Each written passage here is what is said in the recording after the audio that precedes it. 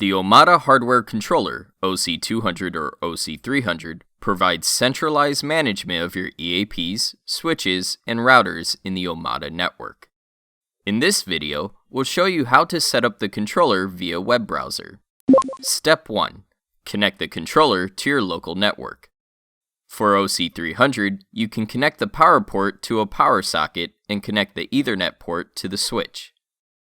For OC200, you can connect the PoE in port of the device to a PoE port of a PoE switch.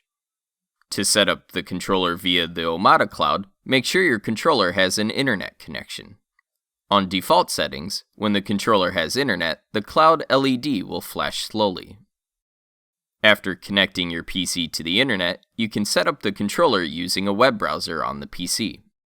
Step 2. Log in with your TP-Link ID. Make sure your PC has an internet connection.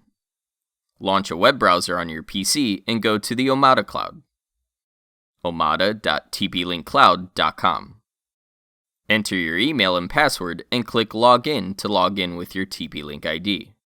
If you don't have a TP-Link ID, you need to first sign up and follow the wizard to create a TP-Link ID.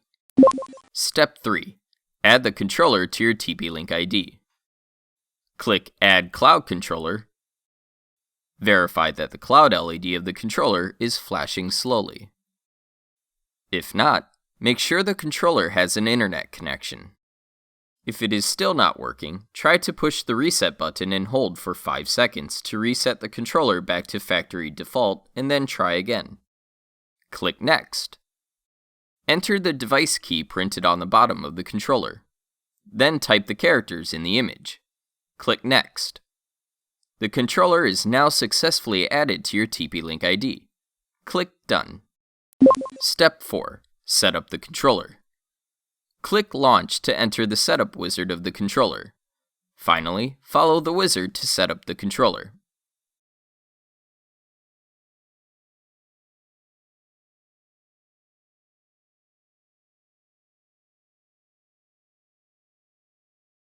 Thank you.